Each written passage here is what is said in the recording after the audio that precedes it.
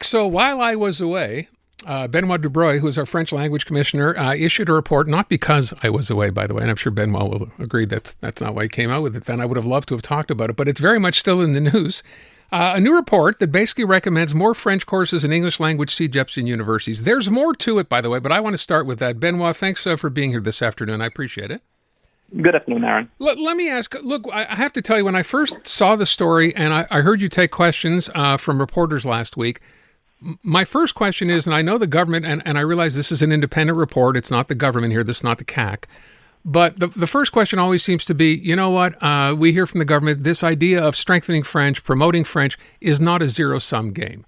Yet, as soon as I read the headline, it says, report recommends more French courses in English language CEGEPs in universities, which would mean to me if there's more French courses, there would clearly, in contrast, have to be less English courses. Am I wrong?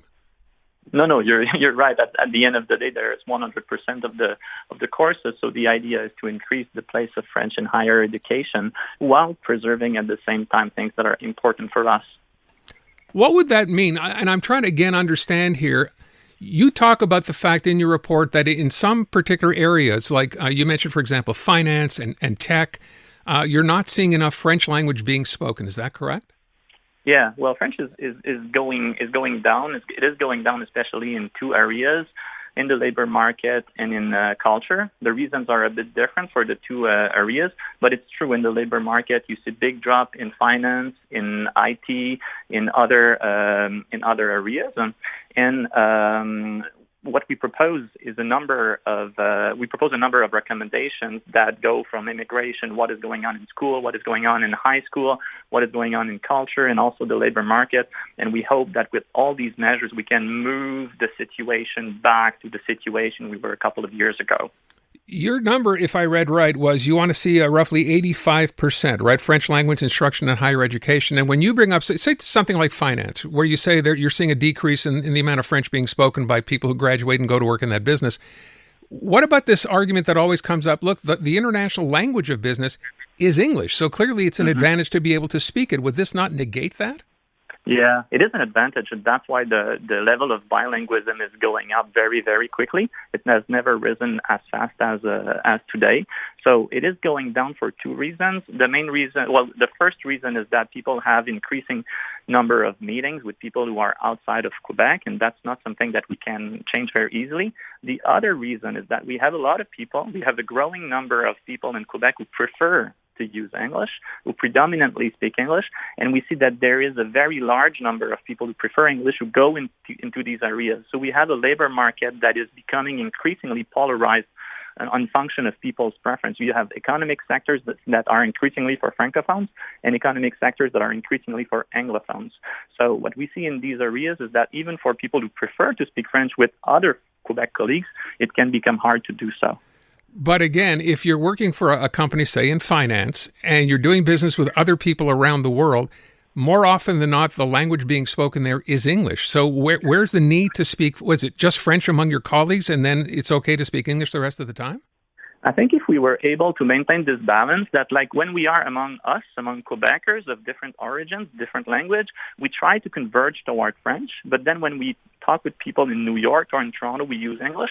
I think if we were able to apply this simple rule, French would go up dramatically.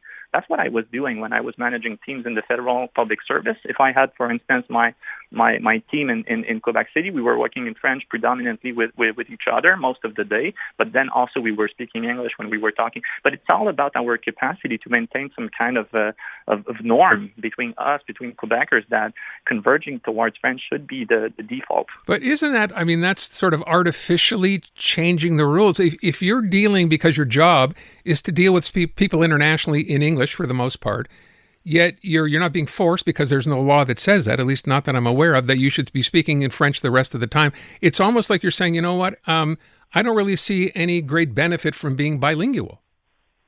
No, I don't think so. I think we can maintain a world in which we as Quebecers, when we interact with each other, we use French most of the time, but at the same time recognize that we will always have an open economy where we will have to speak English with people outside for all kinds of reasons.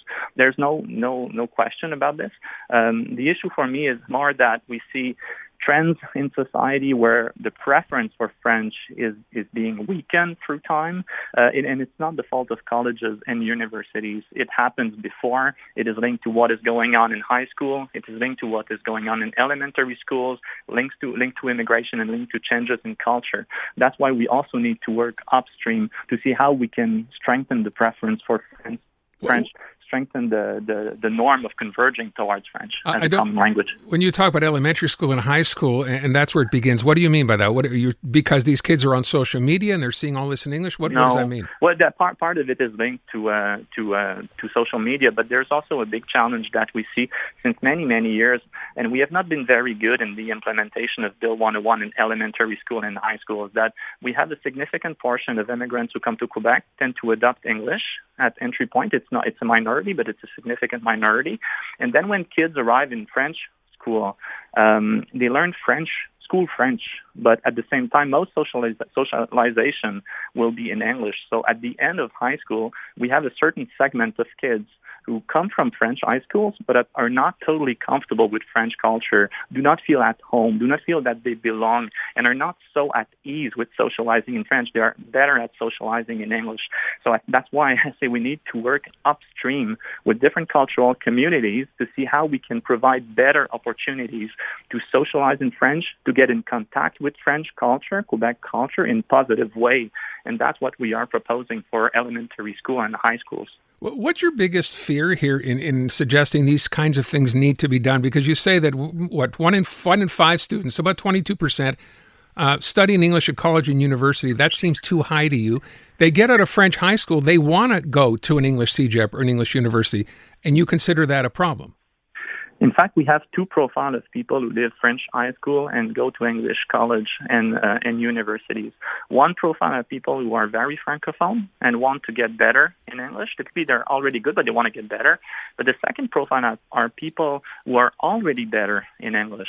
And although they spent many years in the French system, they did not become perfectly at ease, either with socializing in French, or with they don't feel that they belong, or they don't feel that they are fully part of French culture. That's why we have work to do in the French system.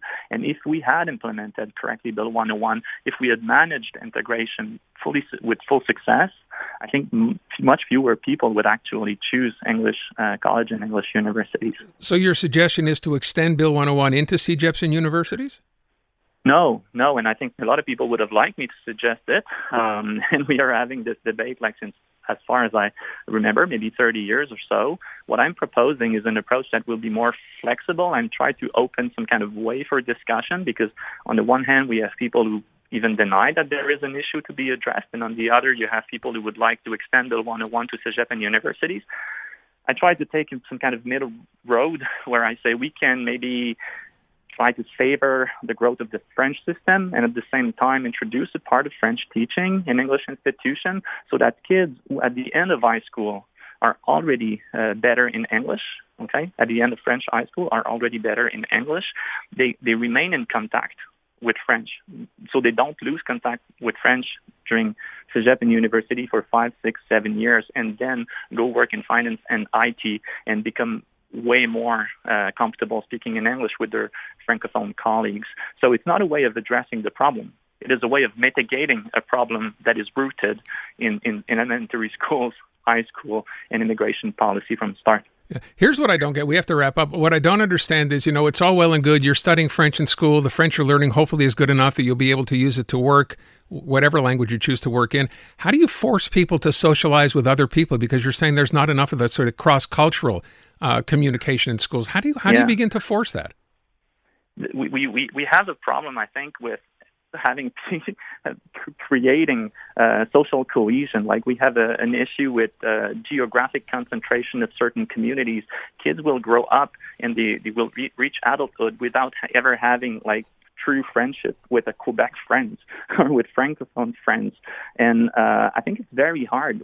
But I'm really worried about social cohesion if we can't find opportunities for kids to meet kids that are different from them and build some kind of common culture. We have a lot of kids who come out of French high school and have an identity that is in tension with the Quebec identity. And I think we need to look at this problem. It's not about finger pointing, by the way, but I think we need look at this problem as adults and see how can we bridge this gap and bring people closer so that we recognize more in a common culture. I think that's really the challenge. Yeah, I'm proposing interchange, for instance, between school. That's one of the key recommendations that I propose. Mm-hmm. I'm also proposing to extend change our approach to French in school, because our approach to French in school has always been focused on grammar, focused on spelling. I think we need to find opportunities for people to play in French, to express their emotions in French, to be creative, to discover how much wonderful culture there is in French, and maybe focus a little bit less on grammar, spelling, ministerial examinations. Okay. We have to leave it there. I wish we had more time. I'm just thinking in the back of my mind, it's kind of like saying, you know what, you're going to have a French friend whether you like it or not. That's almost the situation you're describing. Benoit, listen, thank you. I hope we'll chat again soon. Okay, thanks. Take good care. Benoit Dubreuil, he's French language commissioner here in Quebec.